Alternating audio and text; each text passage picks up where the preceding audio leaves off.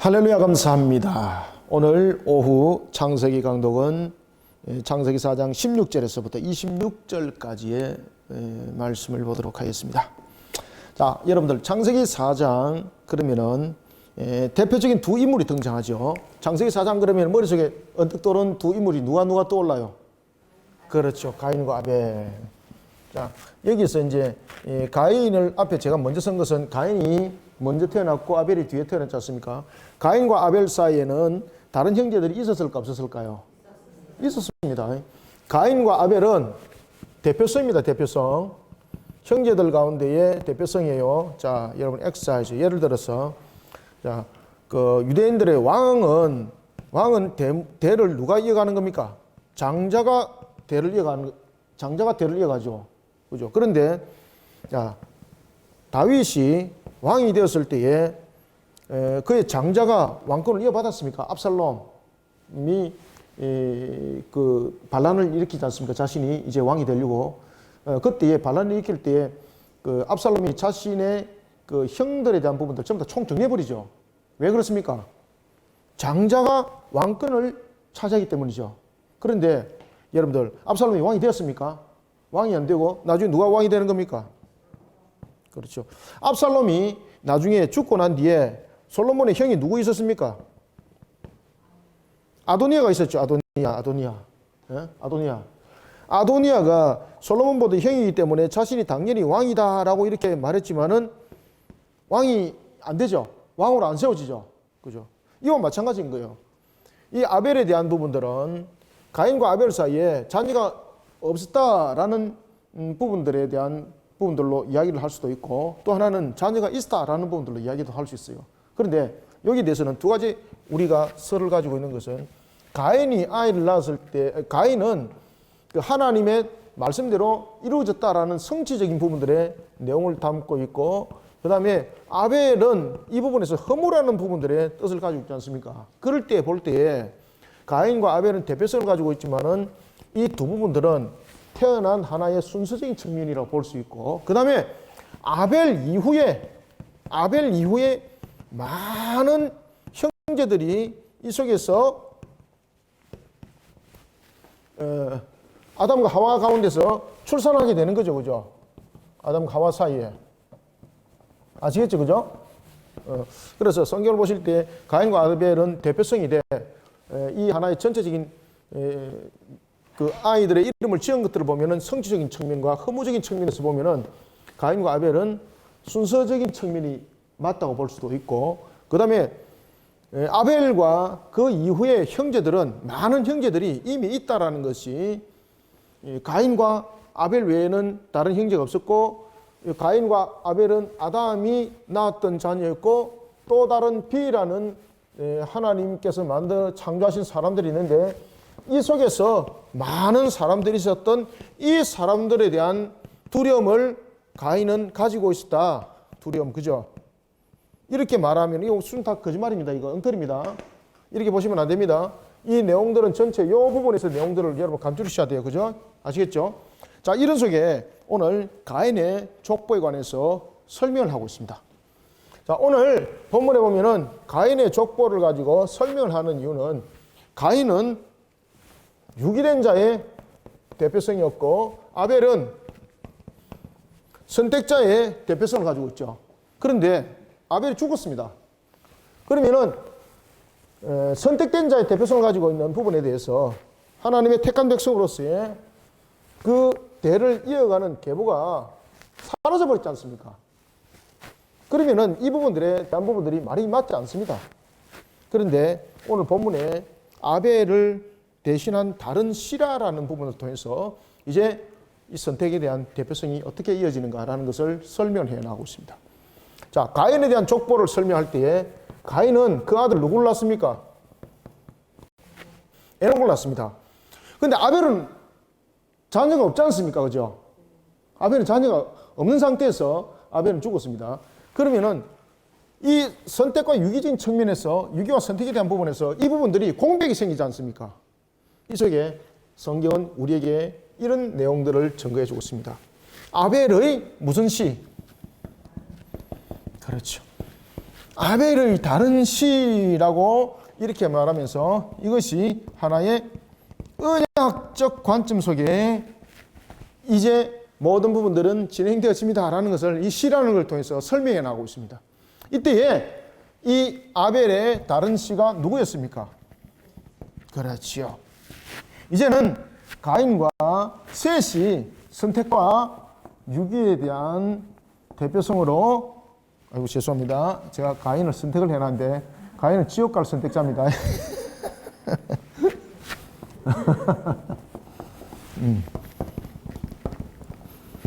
자, 그러면은 그 셋은 이제 이 셋의 이제 후손에 관한 것은 창세기 5장에서 이제 등장하면서 5장에서 또 제가 특별한 것을 말씀드릴게요. 하나님의 형상과 그 다음에 아담의 형상 부분에서 선에 대한 창조와 그 다음에 인간이 악한 상태에서 정가되어진 속에 태어나는 것을 그 원어적인 측면에서 설명하는 것들이 있습니다. 그것은 다음 주에 하고요.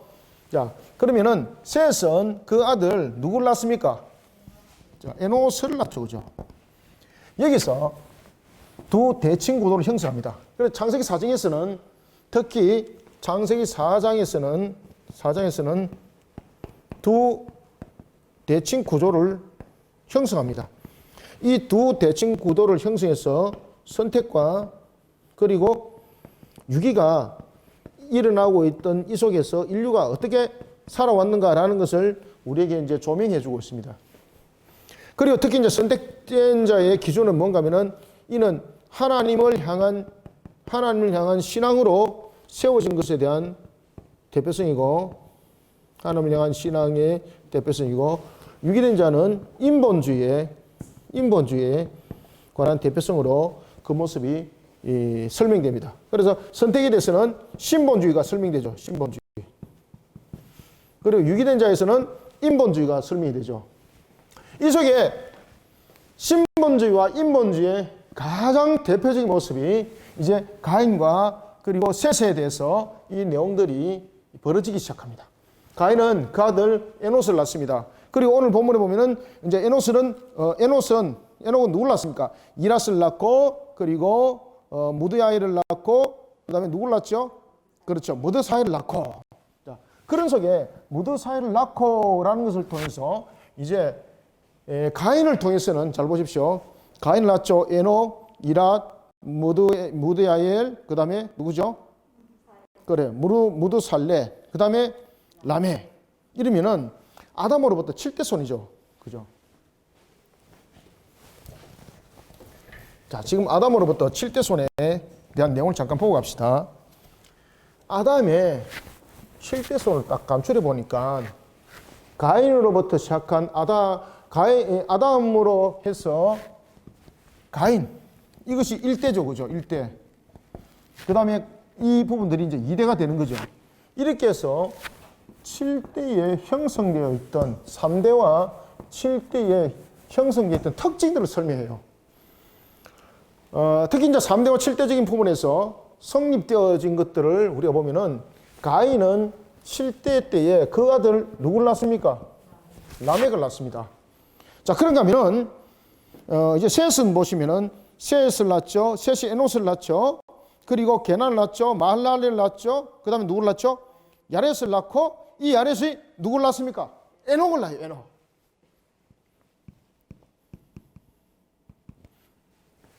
자, 여기서 이제 두 대칭 구조를 설명합니다. 자, 여기서 동명이인이죠. 여기도 에녹이고 여기도 에녹이죠. 그죠? 동명이인입니다. 여기도 라멕이 있는데 누구도 라멕이 있습니까? 여기도 라멕이 있습니다. 아시겠죠? 노아의 아버지의 이름이 누굽니까? 그렇죠. 노아의 아버지의 이름이 라멕입니다. 이것도 다 동명이인입니다. 동명이인입니다. 헷갈리시면 안 돼요. 자, 그러면 여기서 아담이 1대로 출발해서 선택과 유기 속에 갈라진 속에서 특징적으로 창세기 4장 16절부터 26절이 무엇을 강조하는가 하면 3대와 7대의 이 부분들을 형성하는 그 내용들을 설명하고 있습니다. 특히 잘 보십시오. 특히 이제 이 부분에서 먼저 강조되는 것은 에녹은 가인이 그 아들 에녹을 낳고 무엇을 합니까? 성을 쌓습니다. 그죠? 성을 샀습니다. 무엇을 샀던 겁니까? 그렇죠. 자신들을 세울 울타리를 만든 거죠. 울타리를 만든 거죠. 그런데 셋은 그 아들 에노스를 낳고 무엇을 샀습니까? 제단을 샀죠. 자, 여기서 인본주의와 신본주의 부분에서 가인은 그 아들 에노스를 낳은 부분에서 이 인본주의 속에 나타났던 것은 자신을 보호할 성을 세우는 겁니다. 보호할 성. 그런데 셋은 그 아들 에노스를 낳고 제단을 샀습니다. 여기서 벌써 인본주의와 신본주의에 관한 성격들이 구분이 됩니다. 자, 여러분들, 가인이 그 아들 에녹을 낳고 왜 성을 샀을까요? 뭐 때문에 성을 샀습니까? 가인이 자신의 동생 아벨을 돌로 쳐 죽이고 난 뒤에 하나님께서 가인으로 하여금 자신이 거처하던 거처 속에서 물러나도록 하죠. 그리고 유린하도록 하죠. 그때 가인이 뭐라고 말합니까?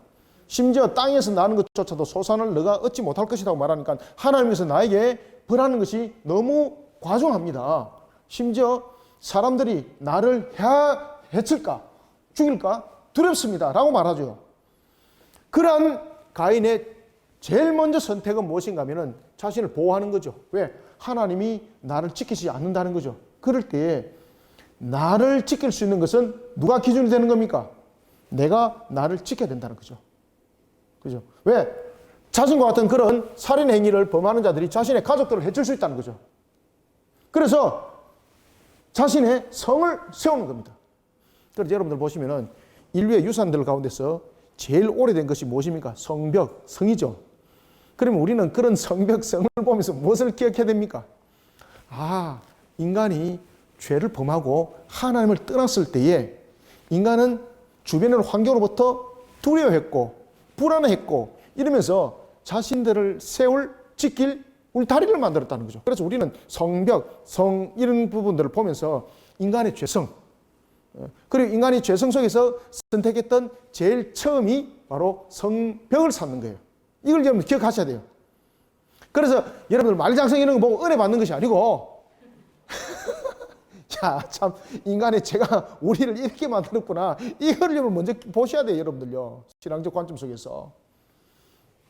자, 그러면은 셋은 여러분들 에녹과 가인과 같은 시대에 살았습니다. 그죠? 그러면은 잘 기억해 보십시오. 세상을 살아갈 때에 가인이 불안했을까요? 셋이 불안했을까요? 힘으로 따지면은 셋이 불안하지, 셋이. 가인은 그 아들들이 여러분 보시면은요, 왜 지금 7대제가 라멕과 지금 에녹을 지금 대조시키는가 하면은 이 두 사람은 매우 대조적입니다. 하나는 힘에 대한 대조고 한 사람은 신앙에 대한 대조입니다. 신앙에 대한 대조. 싸우면은 절대 이길 수 없는 조직이 이 셋의 후손들의 조직입니다. 그러면은 여러분들 가인이 그 아들 에녹을 낳고 에녹 성을 쌓고 성의 이름을 무엇이라 지었습니까? 에녹이라 지었죠. 그죠? 우리가 지킬 것은 우리가 지킨다는 것이죠. 그러면은 셋은 이런 두려움 속에 있다는 거죠. 그런 시대에 살아갔다는 거죠. 에녹을 낳았습니다. 그러면은 가인이 그 아들 에녹을 낳고 쌓았던 성보다도 더 견고한 성을 쌓아야 되잖아요. 그런데 성을 쌓지 않습니다. 무엇을 쌓습니까? 제단을 쌓아요. 제단을 쌓아요. 셋은 그 아들 에노스를 낳고 인류 최초의 가정 예배를 드리게 됩니다. 하나님의 이름을 찬양하면서 드렸던 최초의 가정 예배를 드리게 되는 거죠. 그는 그 아들 첫 번째 아들을 낳았습니다. 특히 이 셋이 그 아들 에노스를 낳고 제단을 쌓았다는 것은 우리가 여러분 모세오경에 보면은 하나님께서는 모든 장자 첫 번째 것은 하나님의 것이라고 말하고 있지 않습니까? 그 내용들은 이미 우리가 출애굽 때에 모세 시대 때에 그것이 만들어진 것이 아니라 그것은 이미 아담으로부터 살아가던 이 시대에 이미 하나님께서 그것을 말씀으로 이미 주었던 조명함이었고 그것이 점점 밝혀지고 확대되어져서 그것이 출애굽기에 기록이 됐을 뿐이에요. 아시겠습니까? 지금 여기서 셋이 에노스를 하나님께 드리는 이유는 마치 누구의 신앙을 볼 수가 있는 겁니까? 여기서 아벨의 신앙을 볼 수 있는 거예요. 아벨의 신앙. 그래서 아벨의 다른 씨라고 말하는 거예요. 지금 셋이 에노스를 낳고 제단을 쌓았던 근본적인 이유는 여러분 무엇인가 하면요, 가정 예배를 드리면서 지금 감사 예배를 드리거든요. 감사 예배를 드릴 때 이 속에 무엇이 있는가 하면은 마치 아벨이 양의 첫 새끼를 낳고 암양이 그 새끼를 낳았을 때에 그 새끼의 전부를 하나님께 드렸던 것처럼 그는 에노스를 하나님께 마치 제단에 드리듯이 드리는 겁니다. 이게. 이 에노스는 자신을 통해서 태어난 아이지만은 이 에노스는 하나님의 자녀다 이 말이죠. 하나님. 그래서 하나님께 드리는 겁니다. 하나님께 드리는 거. 번제로 드리는 것도 아닙니다. 신앙으로 드리심이에요. 신앙으로 드리심. 마치 레윈처럼 말입니다. 신앙으로 드리심이 되는 거예요. 자, 이런 속에 오늘 우리가 16절부터 26절까지 내용들을 쭉 보도록 하겠습니다. 자, 그러면은 성경을 보고 제가 또 말씀드릴게요. 자, 16절부터 18절까지 읽습니다. 시작. 가인이 여호와 앞을 떠나서 에덴 동쪽 노 땅에 거주하더니 아내와 동침하며 그가 임신하여 에녹을 낳은지라. 가인이 성을 쌓고 그의 아들의 이름을 성을 이름하여 에녹이라 하니라. 에녹이 이랏을 낳고 이랏은 모후야일을 낳고 모후야일은 모드사일을 낳고 모드사일은 라멕을 낳았더라. 자, 여기 아담으로부터 7대손까지 지금 이야기를 다 하고 있었죠. 지금 아담으로부터 7대손으로 이야기를 하면서 굉장히 우리에게 눈에 싹 뜨이는 이야기를 하고 있습니다. 하나는 성을 쌓았다는 거죠. 성을 쌓았다는 거죠. 왜? 보호막을 쳤다는 겁니다. 왜? 하나님이 자신을 보호하지 않는다는 거죠. 그래서 자신을 철저히 지키기 위해서는 자신의 힘의 세력을 규합을 해야 되는 것이고, 그런 힘의 세력들이 상대를 이길 수 있는 하나의 조직을 형성하는 측면에서의 성을 쌓는 거죠. 신앙의 성이 아니죠. 이런 속에 그가 성을 쌓았고, 그러면서 아담으로부터 가인을 통한 7대 손이 태어나는데 그가 누군가 하면 라멕입니다. 이 라멕이 아주 골치 아픈 인물이에요.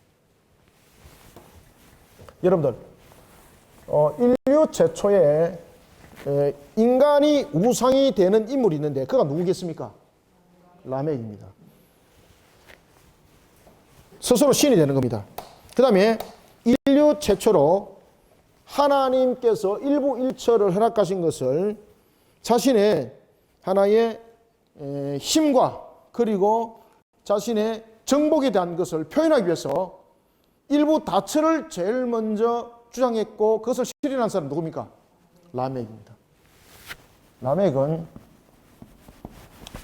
굉장히 중요한 인물인데 어떤 중요한 인물인가 하면 바로 타락의 중요한 인물입니다. 그는 힘으로서 세상을 정복했던 최초의 세력입니다. 그래서 하나의 그 국가적인 단위적인 측면을 형성해서 정복 전쟁을 벌였던 최초 인물입니다. 그 다음에 두 번째, 인류 최초로 일부 다처를 형성했던 사람입니다. 그가 일부 다처를 형성했던 이유는 무슨 이유입니까? 자신의 권위, 권세, 이 모든 것들을 이 일부 다처를 통해서, 그 다음에 자신의 일부 다처를 가장 두는 이유가 무엇입니까? 자신의 씨를 많이 두는 거죠. 그죠? 확장. 이런 의미에서 일부 다처를 두는 겁니다. 특히 여러분 힘에 대한 정복과 일부 다처, 이런 부분들은 전부 다 인본주의 속에서 하나님을 대적하는 내용들입니다. 이 내용들이. 그래서 라멕 이러면은 인류 최초로 하나님을 집단적인 측면에서 조직적이고, 하나님을 조직적이고 집단적인 측면에서 하나님을 향해서 반역을 일으킨 자입니다. 이 자가. 그 다음에 세 번째, 라멕 이러면은 인류 최초로 스스로 우상 숭배자가 된 사람입니다. 스스로 자신을 우상 숭배화. 인류 최초로 인간이 우상화된 인물입니다. 그는 어떤 이야기를 하고 있는가 하면은 하나님께서 지금 하나님과 지금 그 하나님의 반역을 일으킵니다. 집단적으로 조직적으로 이런 이야기를 해요. 하나님이 우리 조상 아담 안 하고 우리 조상 가인을 딱 들고 나오죠. 아담 안 들고 놉니다. 그에게는 조상이 누구겠습니까? 가인입니다. 가인. 우리 조상 가인을 향해서 하나님께서 그 가인을 해치는 자는 벌을 7배를 내리겠다 했는데 나인데 까부는 놈들은 벌이 몇 배? 77배. 자, 그러면은 하나님이 벌하는 것은 7배고 자신이 77배 벌합니다. 누구 힘이 셉니까? 그렇죠. 눈에 보이는 자신을 신격화하게 만드는 겁니다. 77배.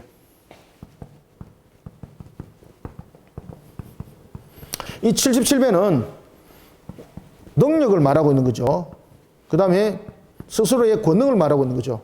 그러면서 이것을 스스로 우상화해 나가는 작업을 해 나가는 겁니다. 하나님께서 벌을 7배를 내린다면 내 말을 듣지 않는 자는 77배를 내리겠다는 거예요. 그럼 하나님의 말을 들어야 될까요? 라멕의 말을 들어야 될까요? 그렇죠. 그래서 라멕은 인류 최초로 스스로를 우상화한 사람입니다. 그리고 인류 최초로 인간이 우상화되어 있던 또한 최초의 인물이기도 합니다. 이런 라멕. 자, 이런 라멕은 자녀들을 통해서 또 역사를 일으킵니다. 라멕은 특히 보면은 정복전쟁을 펼칠 때에 살인을 통한 정복전쟁을 통해서 인류를 장악을 하기 시작합니다. 자, 여러분들, 라멕은 이 일부 다처를 통해서 그가 대표적으로 두 아내를 형성을 하게 되는데, 고대 사회 속에서는 남자는 이렇게 전쟁과 여러 가지 일들을 하다 보니까 희생들이 많이 당하게 되는 거죠. 그러다 보니까 남자 수보다는 여자 수가 많을 수가 있겠죠. 그래서 일부 다처가 형성이 되는 거죠. 그 다음에 여자는 남자의 수확물이었어요. 여자를 얼만큼 많이 가지고 있느냐라는 것은 그 남자의 능력이었어요. 그것을 누가 만들었다? 라멕이 만든 거예요. 라멕이. 그런 속에 라멕은 아내를 통해서 많은 자녀를 출산을 하고 그 계획들을 세운 속에 아내를 하게 되는데, 이 아내들이 또 만만치 않아요. 고대 사회 속에서는 모계 사회거든요. 모계가 중심으로 되어서 그 사회를 형성을 해요. 그러다 보니까 이 모계 중심으로 또 다른 하나의 세력들이 형성이 될 수 있는 거죠. 그러면은 라멕의 통치를 따르는 것이 아니라 라멕이 있음에도 불구하고 모계 사회 속에서 별도의 하나의 세력이 형성돼 버리면은 라멕은 자신이 전체적인 다스리는 측면의 위치가 아니죠. 이게 라멕이 용납할 수 없는 거죠. 그래서 라멕의 아내들이 아마 그런 세력들을 형성을 했고 그런 기미가 아마 보였던 것 같아요. 그랬다. 그러니까 이 라멕이 이것을 법으로 만드는 거예요. 내 명령을 어기는 자는 아내뿐만 아니라 자녀들도 내가 용납하지 않겠다는 거죠. 우상화 속에. 내 명령, 내 권위를 짓밟는 자는 그 어느 누구도 아내라도 자식이라도 내가 용납하지 않는다는 거죠. 그러면서 그것을 선포를 했던 사람이 바로 라멕이었습니다. 그 라멕에게는 대표적인 세 아들이 있었습니다. 자, 세 아들이 누군가 하면은 라멕이 두 아내가 있었는데 하나는 누굽니까? 하나는 아다였고 하나는 그렇죠. 셀라죠. 셀라 맞죠? 실라. 아다와 실라인데 잘 보세요. 자, 아다를 통해서는 두 자녀가 이 속에 대표적으로 나타납니다. 하나는 야발이고 하나는 유발입니다. 하나는 야발이었고 하나는 유발이었습니다. 자, 야발과 유발에 대한 특징이 있습니다. 자, 여러분들 오늘 본문에 보면은 이제 그 이야기가 쭉 나타나죠. 20절에 보면은 야발은 무엇을 하는 자입니까? 가축을 통해서 많은 재력을 형성하게 되는 거죠. 그래서 이 부분들은 그냥 단순한 목축이 아니라 집단화를 형성한 목축, 이익을 창출하는 목적을 가지고 있는 그러한 부분들. 그 다음에 유발은 무엇을 하는 겁니까? 퉁소, 악기를 다루는 그런 부분에 재능을 가지고 있죠. 수금과 퉁소를 그가 사용하더라. 그럼 여기서 이 유발이 악기를 다루는 것은 무엇이었습니까? 이것은 일반적인 악기가 아니라 타락을 일삼는, 여러분 보시면은 왜 악기도 보면은 다룰 때 보면은 우리에게 하나의 심령을 정결하게 하는, 특히 다윗이 검은고를 탔을 때에 사울의 악신이 떠나갔던 그런 악기가 아니고 이것은 바로 음주 가무가 중심이 되는, 다시 말하면 우상 숭배적 요소를 만들어가는 타락한 악기. 누구를 즐기게 했습니까? 라멕을 통해서 이 악기들이 사용되는 하나의 우상 숭배 요소를 가지고 있는 그런 악기가 되는 겁니다. 자, 그런 또한 속에 신라가 아이를 낳게 되는데 이 아이는 누구에 있겠습니까? 두발가인이 있습니다. 이 두발가인은 금속에 대한 재능을 가지고 있었습니다. 이 두발가인을 통해서 이 금속이 재련되는 거죠. 이 속에서 농기구가 만들어지게 되고 그 다음에 무기가 만들어지게 되는 거죠. 그러면은 라멕은 이 아들들이 잘 보세요. 유발이라는 부분들, 특히 두발가인이 자신의 세력을 벗어나 버렸다. 그러면은 어떤 역사가 일어나겠습니까? 신라가 자신의 아들과 규합을 해가지고 자신을 쪼가버리는 부분에 있어서 핵심적인 무기를 사용을 할 수가 있는 거죠. 재련 기술 아무나 가질 수 있겠습니까? 가공하여서 가공할 무기를 만들 수 있는 기술을 두발가인이 가지고 있었던 거예요. 그러니 라멕의 말을 명령을 쫓아가지 않았을 때 나타날 수 있는 것은 자신이 실각할 수 있고 자신이 또한 죽임을 당할 수 있는 그런 위치에 있다는 거죠. 그래서 라멕이 강력하게 부인과 자녀들에게 강력하게 제재를 가하게 했는데 그것이 바로 77배에 관한 벌의 내용이었어요. 여러분들. 우리가 여러분 보시면은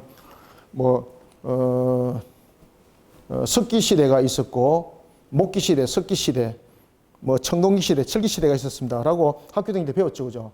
그거 다 거짓말인 거 알고 있죠? 그거 다 거짓말입니다.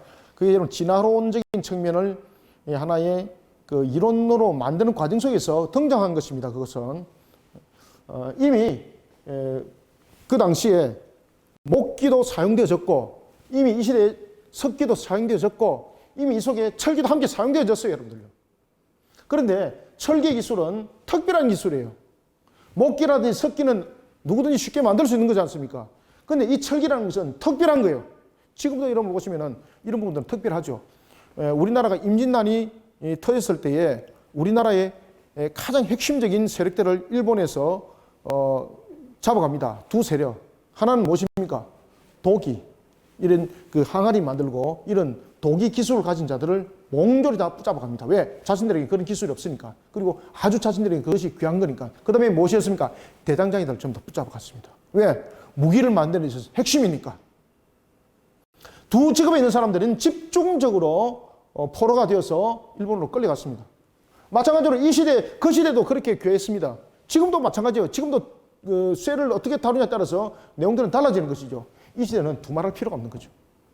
그래서 두발가인을 통해서 일어났던 이 금속에 대한 재련의 기술, 이런 부분들은 아주 희귀한 것이죠.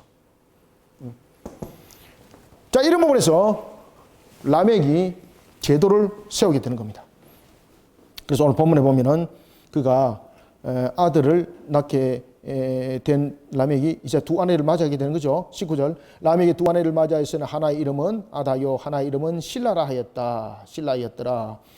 아다는 야발을 낳았으니 그는 장막에 거주하며 가축을 치는 자의 조상이 되었고 21절. 그의 아우의 이름은 유발이니 그는 수금과 둥소를 잡는 모든 자의 조상이 되었으며. 여기까지는 별 문제가 없죠. 22절에서는 문제 탁 터지는 거예요. 22절. 신라는 누구를 낳았더라?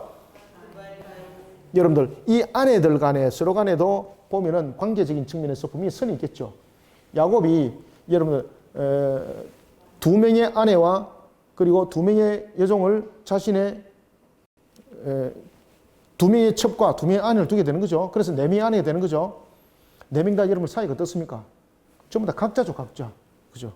그래서 여러분들 이스라엘의 12지파들이 보면은 완전히 12쪼가리죠. 이 12쪼가리를 한 나라로 만들었던 것이 무엇입니까? 여호와의 신앙이에요, 여호와의 신앙.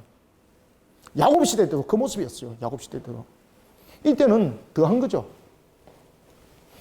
이때 신라가 두발가인을 낳았는데 이가 재능이 있었어요. 재능. 특별한 재능이 있었어요. 구리와 새로 여러 가지 기구를 만들었더라. 여러분들 구리와 그런 도구로 농기구를 만들고 무기를 만들면 이것은 세계를 장악하는 것은 간단하죠. 그죠? 자, 여러분들 우리가 임진왜란 때에 왜 우리가 일본에게 우리가 패전했을까요? 우리는 죽창 만들어 가지고 던지고 이럴 때에 그들은 멀리서 조총으로 조준 사기겠습니다. 그죠? 그러니까 핵심적인 장군들이 돌격할 때 이미 그 다 노출되어 있는 거죠. 딱 조준해서 그냥 한 방에 그냥 끝내버리는 거죠. 그죠? 그 조총에 의해서 이 임진왜란은 끝나버렸습니다. 이 시대는 하물며 이 철기 문화를 통해서 일어났던 이런 무기들 개발은 이거는요, 말 그대로 일당백을 넘었어요. 일당만에 넘어서는 거예요. 그러니 이 속에서 라멕이 정치적 결정을 내리기 시작합니다. 어떤 결정을 내리기 시작합니까? 자신이 스스로 신격화되는 거예요. 자, 여러분들, 로마가 여러 군단들을 둡니다. 제8군단 같은 경우 세력이 굉장했죠. 유럽을 중심으로. 그런 부분들을 이 로마 황제가 하나의 세력화를 형성하기 위해서 자신이 고민하면서 결정지었던 것이 뭔가 하면요, 로마 황제가 신이 되는 겁니다. 그래서 로마 황제의 신격화를 인정하는 측면에서 화폐에 황제의 얼굴을 새기기 시작한 거예요. 자, 이런 것처럼 라멕이 자신을 이제 신격화 만들어가는 겁니다. 자, 봅시다. 22절. 신라는 두발가인을 낳았으니 그는 구리와 쇠로 여러 가지 기구를 만드는 자요. 두발가인의 누이는 나아마였더라. 여자 이름이 등장하는 것도 신기하죠. 이 부분들은 만만치 않았다는 거죠. 그죠? 세력화가 있었다는 거죠. 자, 그런데 라멕의 이름은 계속해서 등장합니다. 23절. 라멕이 아내들에게 이릅니다. 왜? 이 속에서 이제 문제가 생겼다는 거죠. 라멕이 아내들에게 이르되 아다와 실라여 내 목소리를 들으라. 그죠? 까불지 마라 이 말이죠. 까불면 다 뒤져 이 말입니다. 이거 좋은 말로서 들으라라고 말했지만 나쁜 말로 조금 더 이게 쌍스러운 말로 하면은 너희들 다 뒤져 이 말이죠. 아다와 실라여 내 목소리를 들으라. 라멕의 아내들이여. 누구 아내? 라멕의 아내들이라. 누구의 다스림을 받아야 된다? 그렇죠. 나의 다스림을 받아야 된다. 나의 다스림. 그래서 여기서 이제 우상화 신격화가 등장하는 거예요. 라멕의 아내들이여 내 말을 들으라. 나의 상처로 말미암아 내가 사람을 죽였고. 자, 여기서 이제 등장하죠. 이런 일들이 그냥 생각으로만 있은 것이 아니라 실질적으로 라멕의 이 위치를 도발하는 세력들이 자녀들 속에서도 있었다는 이야기죠. 이런 문제점들이 발생이 되었다는 이야기죠. 그래서 아다여 내 말 들으라. 실라여 내 말 들으라. 라멕의 아내들이여 라고 말하는 것은 여기서 지금 문제가 생겼다는 거죠. 그죠? 그래서 자신에게 실질적으로 상처를 준 자들이 있었다는 거죠. 특히 정복전쟁을 벌였을 때도 그 이야기를 하는 겁니다. 내가 정복전쟁을 벌였을 때에 나에게 상처를 줬던 자들은 내가 그 족속들을 단 하나도 살려주지 않았다. 모두 다 내가 다 죽여버렸다. 이 말이죠. 그래 내게 덤이 들지 말라는 거죠. 두 아내.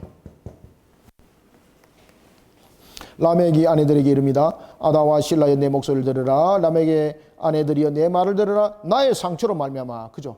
이 전쟁을 벌일 때에 자신이 또 상처를 받을 수 있었던 문제, 그리고 상처를 또 받았겠죠. 그럴 때에 그 족속도 전부 다 그냥 싸그리 정리했다는 거죠. 보복으로. 내가 사람을 죽였고 나의 상함으로 말미암아 소년을 죽였도다. 여기서 소년을 죽였도라는 것은 소년만 죽인 것이 아닙니다. 여기서 뭔가 하면은 자신의 살인은 정당성을 가지고 있다는 거죠. 왜? 신과 같은 자신의 존재를 상처를 빚기 때문에 용납할 수 없다는 거예요. 24절. 가인을 위하여 조상이 아담으로 등장 안 하죠. 가인으로 등장하죠. 가인으로. 가인을 위하여 하나님이 안 등장하죠. 벌이 7배다. 그죠? 그래서 하나님 이야기도 나오지도 않습니다. 가인을 위하여 벌이 7배일진데 라멕을 위하여서는 별이 몇 배다? 그렇죠. 77배이로다 하였더라. 아멘. 이 속에서 이제 우상화 속의 모습이 나타나는 겁니다. 너희들은 모든 인류는 내가 다스리는 이 세계는 내 말을 듣지 않으면 전부 다 날아가. 그죠? 나의 그림자도 너희들은 밟을 수 없어. 이러면서 스스로 우상화, 신격화 속에 스스로를 세웠던 사람이 라멕이었습니다. 자, 그러면은 이런 라멕과 대조되는 인물이 나중에 이제 뒤에 보면 5장에 등장합니다. 라멕과 같은 7대의 인물이 에녹이 등장합니다. 그것은 다음 주에 보고요. 자, 이런 속에 자, 라멕이 등장하는 속에 라멕과의 또 다른 하나의 관점 속에서 이제 선택된 자의 신본주의의 출발점을 이제 보여주고 있습니다. 가인으로부터 시작해서 에녹으로 쭉 이어가면서 이러한 인본주의의 7대를 이렇게 설명하고 있는 거죠. 그 다음에 이제 신본주의의 7대를 이제 설명해요. 신본주의 속에서 설명할 때에 가인과 대조점을 두고 있는 것을 셋으로 출발하는 것이에요. 셋으로. 아벨의 다른 씨라. 셋으로 출발하면서 자, 한번 읽습니다. 25절, 26절 두 절을 읽겠습니다. 시작. 아담이 다시 자기 아내와 동침하며 그가 아들을 낳아 그의 이름을 셋이라 하였으니 이는 하나님이 내게 가인이 죽인 아벨 대신에 다른 씨를 주셨다 함이며 셋도 아들을 낳고 그의 이름을 에노스라 하였으며 그때의 사람들이 비로소 여호와의 이름을 불렀더라. 아멘. 아담이, 여기서는 아담이라는 부분에 대해서는 처음으로 이것이 이제는 정관사를 쓰지 않고 사람의 이름으로 이제 등장한 겁니다. 이거는 아담이 이제 사람의 이름으로 등장한 겁니다. 자, 여러분들, 인류가 살아가면서 사람 이름이 왜 필요했을까요? 사람 이름이 지어주는 이유가 무엇입니까? 구별하기 위해서, 구별. 원래 사람이 처음으로 혼자 있을 때는 이름이 필요 없는 거죠. 그래서 그냥 사람이에요, 사람. 그런데 인류가 점점 늘어나면서는 이름이라는 것이 존재가 필요했던 거예요. 그래서 원래는 사람이라는 것이 아담이었는데 이것이 이제는 사람이라는 존재를 떠나서 이름이 된 거예요, 이름이. 자, 그래서 이제 아담이라고 말하는 겁니다. 아담이 다시 자기 아내와 동침합니다. 그가 아들을 낳았더라. 그죠? 아들을 낳았더라. 그때 그 아들의 이름을 셋이라고 했는데 그것은 하나님께서 아벨을 대신해서 준 씨였더라. 자, 여기서 이제 다른 씨라는 것은 이 속에서 이제 언약의 후손이 될 것에 대한 설명을 하고 있는 거죠. 씨. 여기서 이제 씨는 하나의 언약의 후손에 관한 내용을 담고 있습니다. 신본주의 속에서 세워진 이제 7대를 설명하고 있는 거예요. 인본주의 7대는 이런 모습 속에서 세워졌다. 그러면은 신본주의 속에서는 어떻게 되는가? 그 출발은 여호와의 제단을 쌓는 것으로부터 시작되어졌다. 자, 여기서 여호와의 이름을 그때 비로소 불렀더라라는 것은 이것은 그때 비로소 여호와의 이름을 처음 부른 것 아닙니다. 이때 여호와의 이름을 불렀다는 것은 뭔가 하면 가족이 함께 하나님을 향하여서 드렸던 찬양 예배를 설명하고 있는 겁니다. 이 자체는 하나님을 향하여서 드렸던 찬양 예배, 그리고 가족 집단 예배가 이때 형성이 됐다는 겁니다. 집단 예배가. 다시 말하면은 모여서 예배를 드리는 하나의 에클레시아가 이 속에서 이제 형성이 된 거예요. 그죠? 에클레시아. 교회의 모습이 이 속에서 만들어지기 시작했던 것입니다. 에녹이 있고 이런 성을 세워서 험악한 시대에 그가 스스로를 보호하는 성을 쌓지 아니한 이유는 하나님이 우리를 지키시고 보호하신다는 것을 셋은 알고 있었던 거죠. 그리고 이런 속에 그는 에노스에게 그러한 교육을 시키게 되는 거죠. 이런 속에서 자라오게 되었습니다. 라고 이제 출발을 하는 겁니다. 그러면서 5장에서 이제 아담의 계보는 이러면서 이제 연결시키는 것을 우리가 볼 수 있습니다. 자, 오늘은 25절, 26절에서 이와 같이 아담은 자신을 통해서 다시 아벨을 대신한 다른 씨를 하나님께 주셨고 셋도 아들을 낳고 그 이름을 에노스라 하였고 그때 처음으로 가족이 함께 하나님을 찬양하는 집단 예배를 드리게 되었고 그리고 새로운 신앙의 출발을 하게 되었습니다. 라는 것이 비로소 여호와 이름을 불렀다라고 말하는 것입니다. 자, 이런 속에 이제 다음 주에는 아담의 7대 손에 관한 부분들뿐만 아니라 이제 노아의 홍수의 그 사건이 임하기까지의 인류의 역사를 대표성을 통해서 또한 다뤄지고 있는 것을 볼 수 있습니다. 여러분, 인류에서 우리가 성경에 기록되어 있던 인물 가운데서 제일 오래 살았던 인물이 누구예요? 모두셀라죠. 몇 년 살았습니까? 969년을 살았어요. 969년. 그런데 그 969년을 살았을 때에 그는 왜 그때에 그 1000년도 더 살 수 있을 나이였는데 왜 969세 때에 그는 죽었을까라는 것입니다. 그 부분들은 다음 주에 설명드리겠습니다. 그것이 바로 하나님께서 은혜롭게 홍수심판 임하기 전에 그 생명들을 선택된 자들은 다 거두갑니다. 하나님께서. 자, 오늘은 여기까지 하겠습니다. 감사합니다. 수고하셨습니다. 살아계신 아버지 하나님, 주께서 베푸시는 은혜를 감사드립니다. 우리에게 오늘도 주신 말씀을 통하여 우리의 신앙의 근본들이 인본주의가 아니라 신본주의 근본들로 세워지게 하시고, 또한 우리가 세상을 살아갈 때에 세상의 짝한 모습 속에 세속의 문화를 탐닉하는 자가 아니라 하나님을 예배하는 속에 우리의 모습들이 세워져야 되는 것을 다시 한 번 더 에노스를 통하여 우리로 하여금 깨닫게 하시고 알게 하신 하나님, 우리의 신앙의 근본이 하나님을 찬양하고 경배하는 것은 하나님의 창조 목적이요, 또한 우리가 이 땅에 세워진 우리의 모습인 줄 압니다. 하나님을 찬양하고 경배하는 우리의 근본들이 흔들림 당하지 않도록, 세상으로부터 휘둘림 당하지 않도록 우리를 굳건하게 붙잡아 주시옵소서. 믿음 신앙 속에 여호와의 이름을 불렀더라 오늘도 우리로 하여금 모이게 하시고 하나님을 향한 교회가 이루어지게 하시고 찬양과 경배드리는 터전되게 하시니 감사합니다. 오늘도 우리로 하여금 찬양과 경배 영광 받으시는 하나님, 모든 영광이 주님께로만 돌려지기를 원합니다. 이러한 창조 목적 가운데 또한 우리는 신앙의 근본들이 휘둘림 당하지 않도록 하나님의 전신갑주를 입혀 주옵소서. 복음의 신을 신게 하시고 진리의 띠를 띠게 하시고 믿음의 의의 흉배를 치고 믿음의 방패를 들고 구원의 투구와 그리고 말씀의 성령의 검을 들고 이 시대를 헤쳐나갈 수 있도록 또한 역사하여 주옵소서. 오늘도 우리 성도들 달려갈 걸음, 한 주간에 달려갈 걸음들 능력을 다하여 주시기를 소망하며 예수님의 이름으로 기도드리옵나이다.